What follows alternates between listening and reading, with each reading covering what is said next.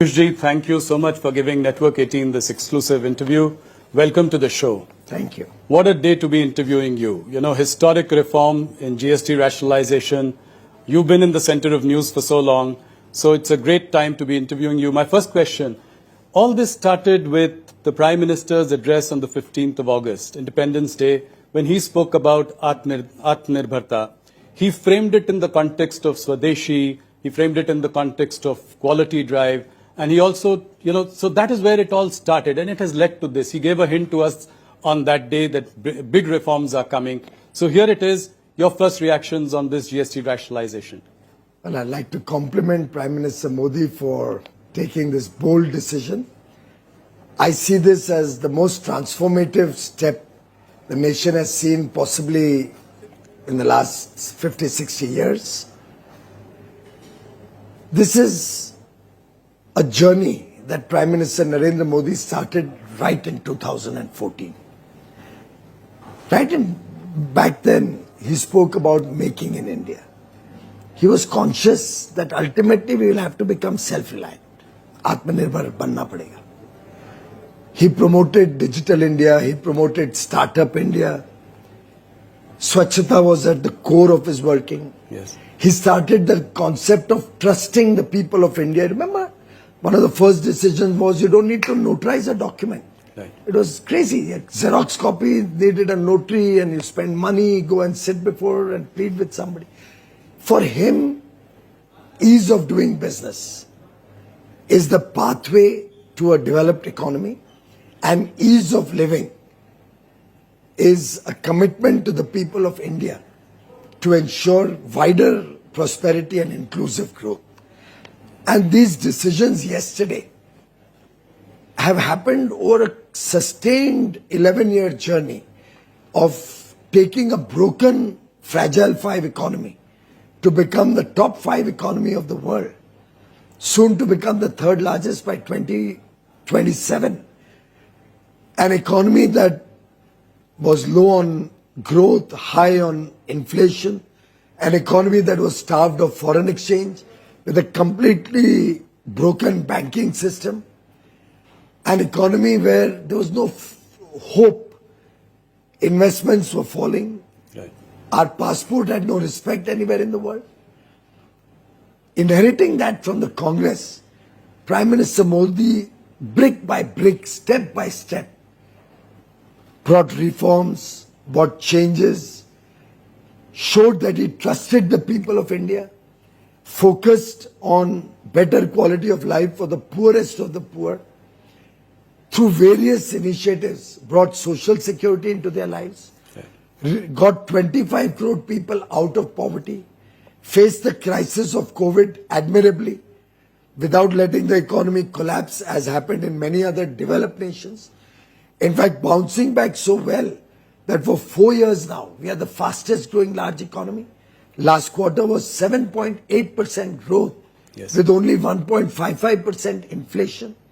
Who could have imagined, if you look back at 2014, Rahul ji, Yes. that in a decade, this country will transform so rapidly, Right. so beautifully, and a foundation will be created on which a $4 trillion economy aims to become a $30 trillion economy by 2047. That, I think, is Prime Minister Narendra Modi's very astute handling of the economy, and these transformative steps that he had alluded to in his 15th August address, of course, is a labor of love. It's happened over many months of hard work. Yes. The Finance Ministry, Nirmala ji, the groups of ministers from the states, Absolutely. the groups of secretaries, all working, recognizing that now compensation cess will no more be required. We got the elbow room to be able to give this huge bonanza, Right. and give our consumers the opportunity to spend more and give a boost to the Indian economy. So we'll discuss all these points one by one, but first let's stay with GST for a moment. How do you think there was also, income tax cuts, for the bonanza for the middle class in the last budget, followed by now rationalization of GST, a long-standing demand. Like you said, it's taken months of, work on it. Are you sure that this is, how confident are you that this is going to spur demand, spur consumption, and also eventually investment? It's very logical, Rahulji. Take, for example, the reduction in cement from 28% to 18%. Yes. It suddenly brings down the cost of real estate and building a home. Prime Minister Modi has already provided a free home to 4 crore brothers and sisters, families in the country, another 2 crores more in the coming 4 years, 4-5 years. A reduction in cement price also helps the middle class now get the ability to own an affordable home. When you reduce the price for tractors, tractor parts, all other farm equipment, you are helping the farmer modernize, helping him improve his productivity. Right. When you make the two-wheeler cheaper or a small car cheaper of 1200 cc, the aspirational middle class, the young man and woman who wants to have a two-wheeler, gets encouraged and is able to afford to buy a two-wheeler, with interest rates also simultaneously coming down, yes, thanks to low inflation and loans becoming cheaper and easily available, right, in a strong banking system that we have today, not what we had in 2014. When the housewife goes out into the market, almost every product of daily use, all food products, all processed goods, foods, all material that is required for her kitchen, foodstuffs, utensils, everything will see a transformational reduction in prices. And industry has committed to us that they will make sure that the full benefit is net of input taxes is passed on to the consumers. So consumers are in for significant gain. And I'm very, very confident. And how are you sure of that? How will you ensure that the industry there has are passed? Enough tools. There have been cases of profiteering in the past. So. Few and far between. Otherwise, our experience is you can trust industry. Okay. Prime Minister Modi's biggest strength has been that he has trusted industry and they've never let him down. Similarly, the people of India have trusted Prime Minister Narendra Modi and we have never let them down. So I think it's a two-way trust. Industry has, across the country, every sector, assured the government that they will be with the government. They recognize lower taxes, lower prices will give buoyancy to demand, and higher demand leads to higher taxes, and ultimately higher demand also promotes more investment because the demand leads to more manufacturing in India. So it's a virtuous cycle of growth. And the multiplier impact is what will give India a big boost. Okay. Let us also talk a little bit about the revenue implication or the revenue impact that this might have. You know, by one estimate, about 48,000 crore would be the revenue impact. Do you see that, you know, we will be able to take care of this and, you know, any kind of fiscal slip that you see, you know, going forward? Rahulji, we are currently collecting nearly 2 lakh crores every month.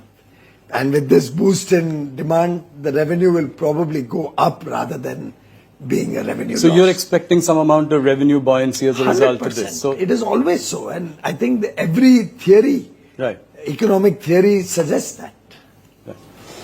And for that matter, in 2 lakh crore a month, so 24 lakh crore, 22 lakh crore collected in a year, yes, this is hardly a very consequential amount. Right.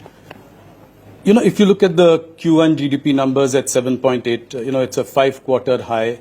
How do you react to these numbers, especially in the context of, you know, someone calling it a dead economy? Well, I think Mr. Rahul Gandhi has been a naysayer and a person who could never understand economics. We have seen that over the years. He sees ghosts where there are none. He cannot appreciate that the people of India are seeing significant improvement in their lives. He has not yet been able to reconcile that the people of India have voted him out 3 times in a row. It's a rocket that somehow seems to fail every time it tries to take off. Mr. Rahul Gandhi actually hurt the sentiments of 140 crore Indians who can see the improvement in their lives, who can see that Prime Minister Modi has reduced their income tax, who can see that Prime Minister Modi is providing 80 crore Indians, even after they've come out of poverty, with free food grains, who can see that the fertilizer prices haven't gone up in 11 years. Because Prime Minister Modi has made sure that any burden of increase in tax prices, and there has been a huge increase in fertilizer price, is borne by the central government. Prime Minister Modi is a sensitive human being, very, very concerned and caring for the last man at the bottom of the pyramid. Right from day one, he worried about their social security. Right from day one, he committed his government to the poor, to the marginalized sections, to the unbanked sections of society. After all, what was Jan Dhan account? He made the bank doors open for every citizen of this country. Right. What was Ayushman Bharat? And finally, even everybody above 70 getting free healthcare. So today, 65 crore, 62 to 65 crore brothers and sisters, and everybody above the age of 70 included, is eligible for free healthcare. With the reduction of premium GST on premium on life and health policies from 18% to 0. Yes. It's a massive reduction. Yeah. The middle class will get an ability to buy more insurance and secure their future, their health, and an unfortunate incident in their lives or anybody in their family's lives. So I think it's a very concerted effort over the years in a very smart fashion, while making sure the sanctity of the fundamentals of the economy remains strong, while making sure we don't slip back, right, but only power on for a brighter and brighter future for every Indian in India. I think Prime Minister Modi has clearly shown that good economics can also be equal to good politics. The old adage of the Congress, which itself used to always be looking at very, very low ambition ideas, which was full of scams and scandals, the Colgate, the telecom scam, the Commonwealth Games scam, the Antrix, the list goes on and on. Prime Minister Modi in 11 years has run an honest government, and honest government will always have money to spare to give benefit worth over 2 lakh crores in one shot through the reduction of GST. So will it give some comfort to the markets as well? They have been slightly soft over the last few quarters. Do you think it will also give market men a reason to celebrate because bold reforms are on the way, that this government is not hesitant to take risks? I think very clearly the market recognizes that we are in safe hands. They recognize that a decisive, strong leader like Prime Minister Modi will always keep national interests ahead of everything else. And therefore, if you see, while they've been a little soft, but they've been range bound. Yes. Between 24,500 and 25,500, the Nifty has moved. Right. But I'm very confident that this and the impact of this starting on the first day of Navratri on 22nd September will give a big leg up to the economy, to GDP growth, will ensure that Indian investments continue to power on, will attract more people to set up base, because ultimately when there's demand, yes, there will be interest in investment to meet that demand. And a growing demand means growing jobs, right, a growing number of people required in the supply chain. More investments will lead to jobs in the manufacturing side. right. Services is already growing in a double-digit level. You saw the numbers, the services PMI is at an all-time high almost. Right. So I think all in all, India is poised for a very bright future. I assure you our exports also this year will be higher than last year. Let's come to that. So I think, let me rewind a little bit and, come to what you've been dealing with, and you've been at the center of all of it. Till about July 6th or 7th, things seem to be going fine with in our negotiations with the US. Then in a matter of weeks, we had a tariff of 25%, then another 25% on top of that. What went wrong in these few weeks? Well, I think the US-India relationship is one of the most consequential relationships on the globe today. We are two very large democracies. We believe in the rule of law. We are allies and friends for long. We have had certain blips, like we had the sanctions post the nuclear tests in 1998. Yes. I look at this only as one more situation which will pass as there's a deeper understanding of the reality of the situation. And I'm very confident this relationship will only strengthen in the years to come. And how soon do you expect things to resolve? It could happen soon enough. It may take some time. Irrespective, we will continue to be friends. We will continue to be engaged with the United States. And I'm sure we will continue to have greater economic relationships, defense relationships, greater interest in a safe, fair and secure Indo-Pacific. In some sense, it's a very multi-dimensional relationship where we contribute to each other's economies in different dimensions and will continue to do so. It's comforting to hear these words from you. And we also picked up that you said somewhere that things could happen as soon as November. Is that a correct? Well, if you recall when Prime Minister Modi and Honorable President Donald Trump met in February, they had tasked the two teams to conclude the first tranche of a bilateral trade agreement by fall of 25, which is about November 2025. And I'm sure we will continue to be engaged to try and find solutions to reach that outcome. If at all it's give and take a few days, a few weeks, a few months, in a nation's history, such small periods will not define long-term objectives and goals.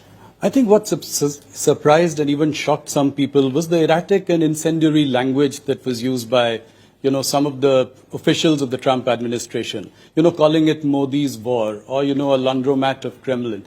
I mean, how do you react to this? I mean, are conciliatory noises coming from the other side now? I think there could be either some misunderstandings or some personal opinions that may be reflected in that.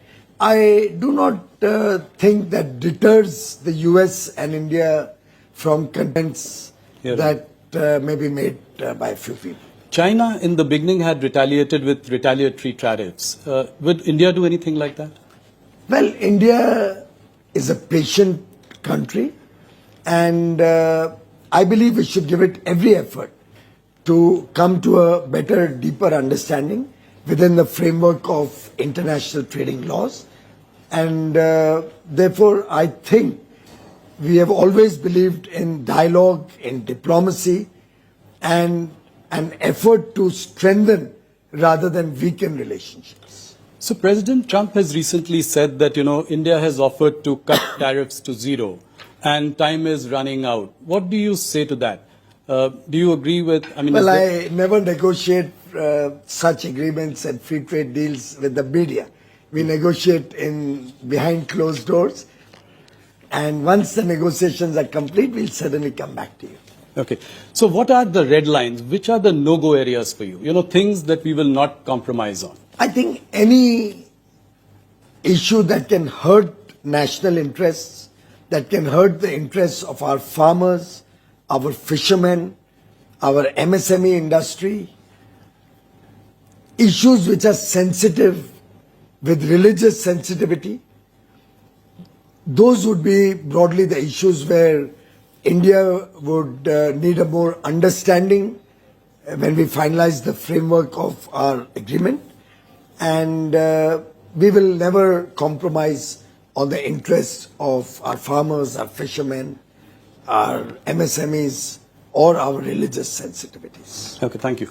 A US court has recently ruled that President Trump has no authority to impose tariffs, including on India.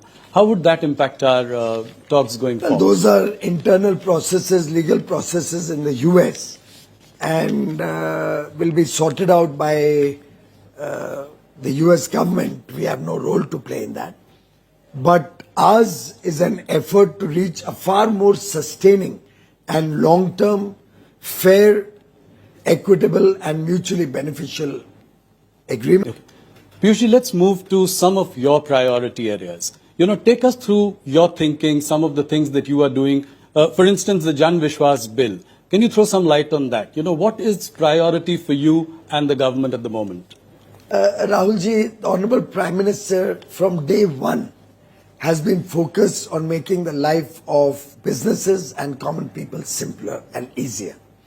If you recall, a simple thing like notarizing a Xerox copy. He removed the need to go to a notary and get a stamp and a signature and pay him 25 rupees to get that certificate. I don't know what that achieved. Prime Minister Modi just did away with it. He said, I trust my people. If they're signing that this is a true copy of the original, I trust them.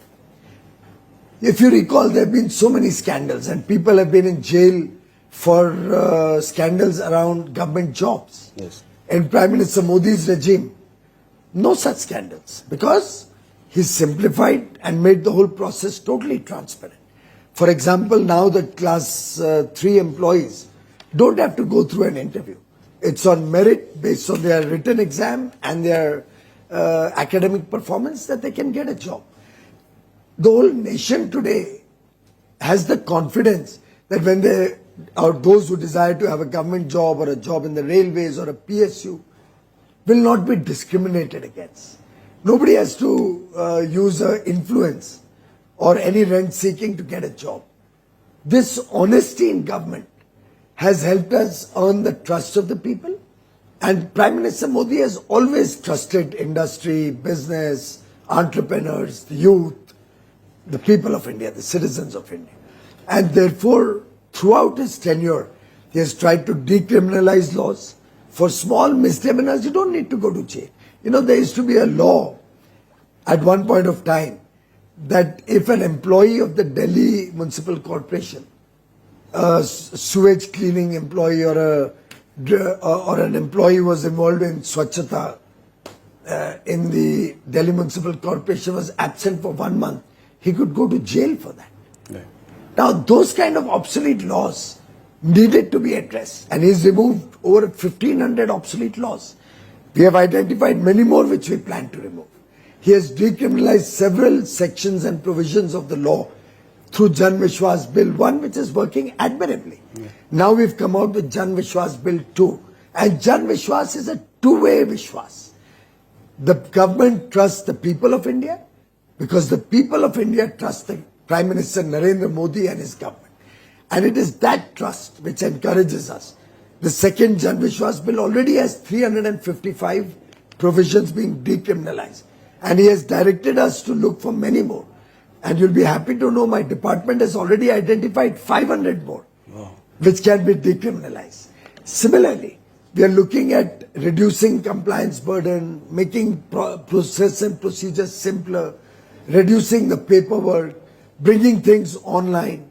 The idea is that businesses focus on their business. Industry focuses on industry. Traders focus on giving good service to their consumers. Make it easier to do business. Similarly, make the life of the common citizen easier, happier, more self-satisfying, more contained. And I think ease of living is at the core also of the GST reforms. Absolutely. I think compliances and, it is at the core of this. One more thing about, what is your message to the exporters? The real pain in the short term is being felt by them. Will you make it somewhat possible for them to sell in India? Will it be a possibility? And what steps are you taking to do that? Well, fortunately, the timing of the GST reduction at such massive levels couldn't have been better. This will give a big impetus to domestic demand, which will help some of the exporters who may lose a part of their business. Will you make it easier for them to do so because they can't? No, we are even trying to make connects. So, for example, when I recognized that garment industry could face some stress, I called up the Tatas who run the whole Zudio and the West Side. And I'm going to be talking to all other high street malls or retail large-scale outlets to see if they can help these garment exporters by buying their produce and making it available at affordable prices. So high quality at affordable prices, now at reduced GST rates, will make it a great story to run. So you will remove the restrictions on them to sort of... Absolutely. We are trying to make it easier that they can supply in the domestic market. It's a part of one of the reforms we are working on.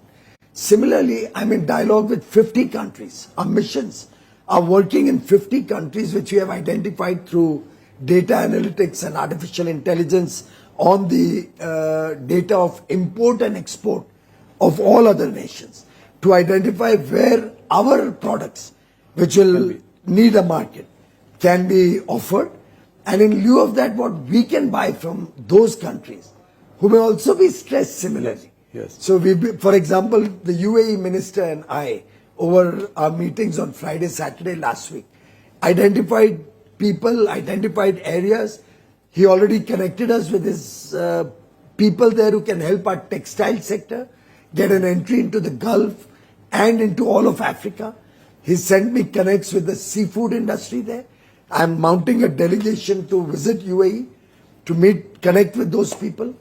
18, 19, we have the high-level task force on investments dialogue in UAE, where I'll be taking a large business delegation, identified sectors where we can support our exporters to get new markets. We'll be looking at fast-tracking our free trade agreements with other regions. We are doing a second tranche in Australia. We'll soon announce closure of Oman. New Zealand will also close by the end of the year. My Commerce Secretary was in Brussels last 2 days. Their teams are down on Monday for the next round of negotiations. The Trade Commissioner of European Union, Maros Sherkovich, will be in India on the 11th and will be spending 3 days together to speed up and conclude the European Union FTA. So I have the 4-nation FTA, EFTA, Switzerland, Iceland, Norway and Liechtenstein, which comes into effect as near as 1st of October. I see. As soon as Navratri gets over, or on the last day of Navratri, we'll have the EFTA agreement come into force. UK has been executed. Oman will be announced. Chile, Peru, Eurasia terms of reference are finalized.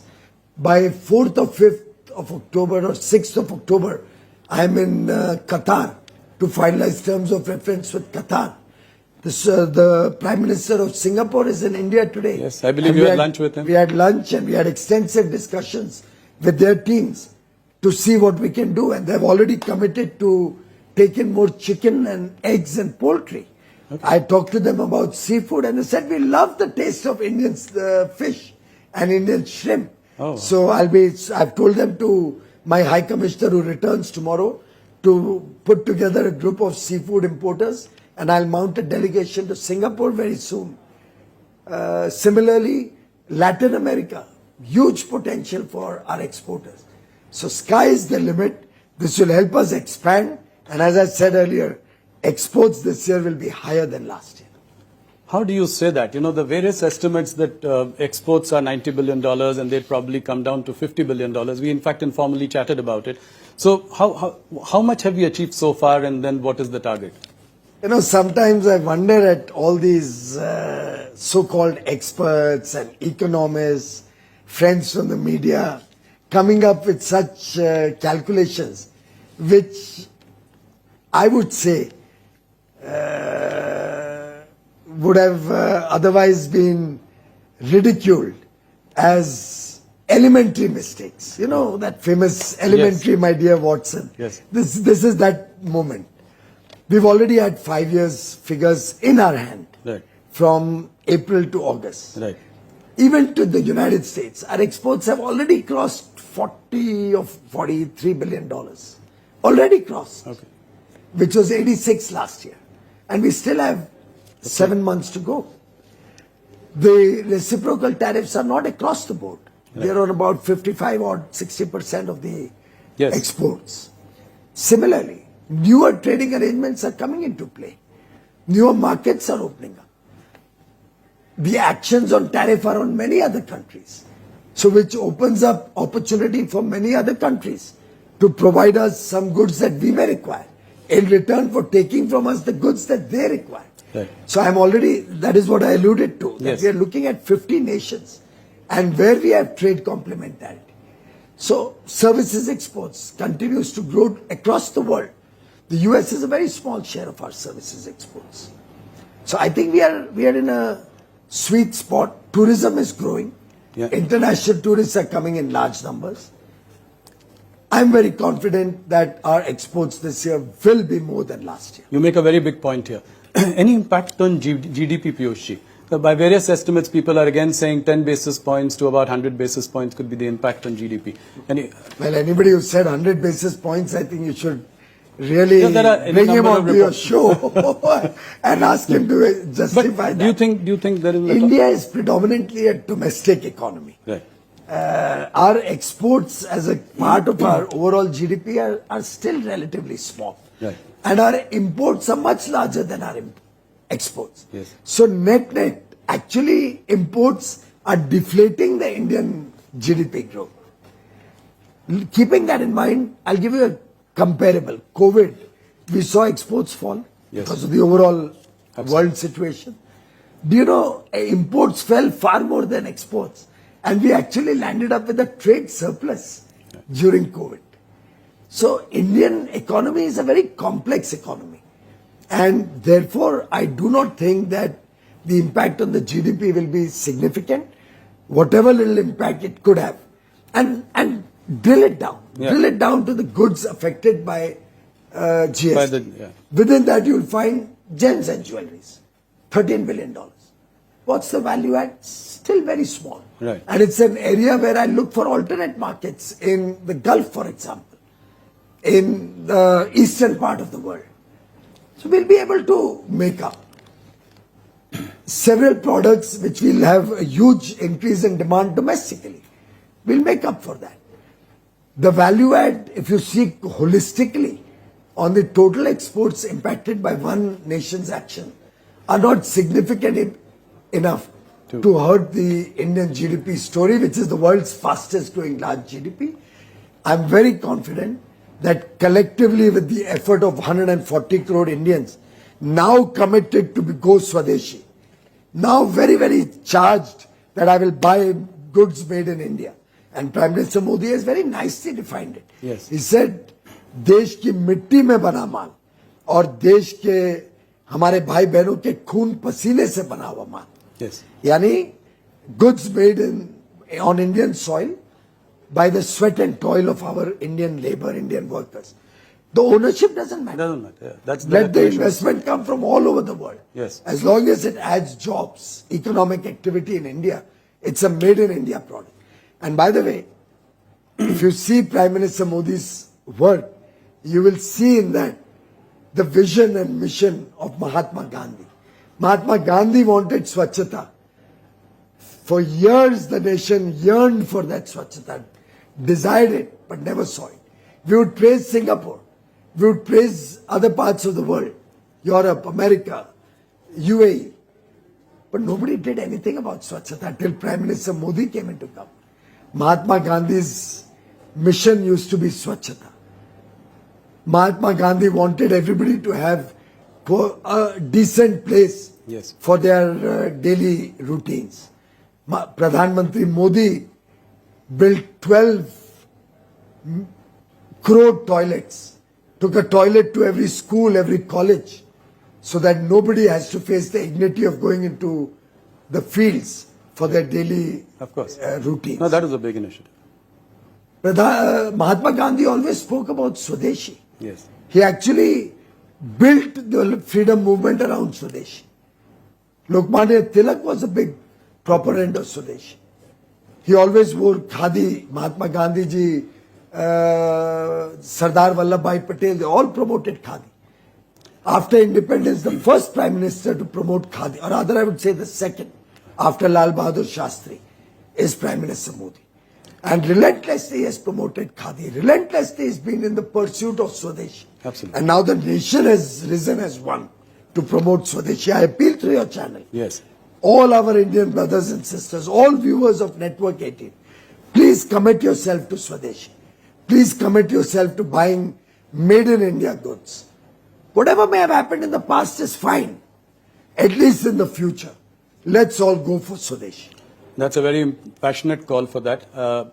Just a couple of more questions. One around our newfound friend, China. So Prime Minister Modi in Japan said that, China and India have to come together for a new global economic order. Can we trust China? Well, I think we've always had good relations over many years with China. Prime Minister Modi has visited China earlier. President Xi Jinping has come to India. Unfortunately, the incidents post Galwan had brought a little bit of ice to the relationship and created a hiatus.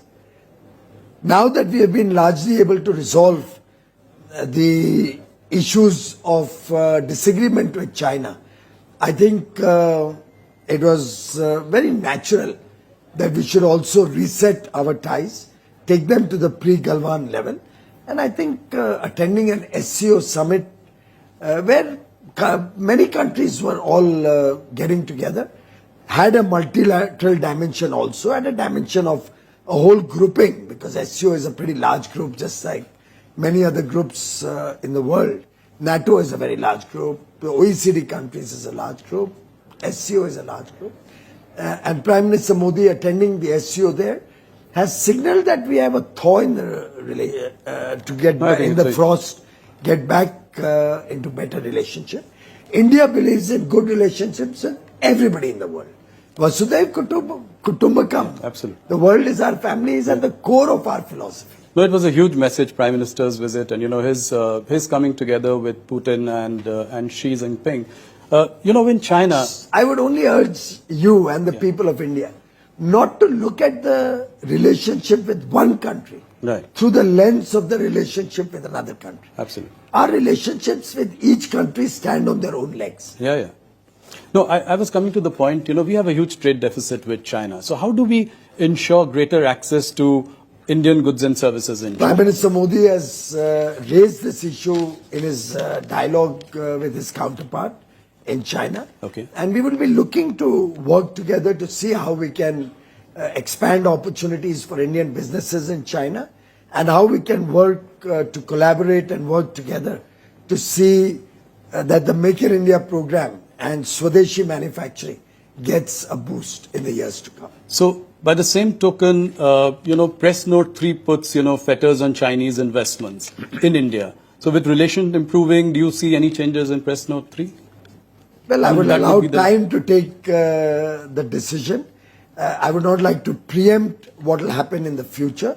But I can assure you that Prime Minister Narendra Modi is looking at everything that can help ease of doing business and ease of living. He's looking at it very holistically for comprehensive, fast-paced next generation reforms, and the massive GST concessions, the massive GST reduction, the transformational story around yesterday's GST decisions is only the beginning of much more to come. Couple of more questions, small questions. In light of this, trade diversification going forward is really important for India. So you've recently, done a big deal with UK. What is, how are you seeing, what is it in the works with EU? Can we hope? Very rapid progress. Yeah. Very rapid progress. My Commerce Secretary has returned yesterday. He reported that discussions made good progress and a lot of work has happened. Their team is here in the same office, next door rooms.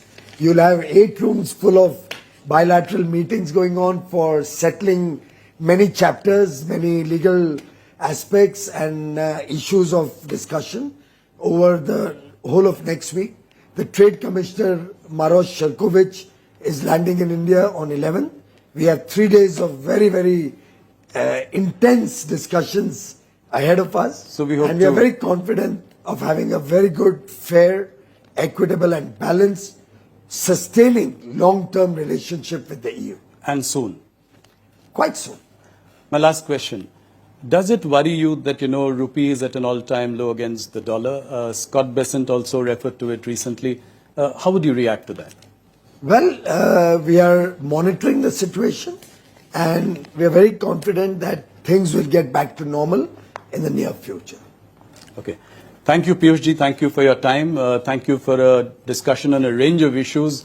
And on a day, when we have just had this major GST rationalization, like you said, one of the most monumental reforms of the Modi government. Thank you so much. And one of the most monumental and transformational reforms since independence. Point taken. Thank you so much. Thank you.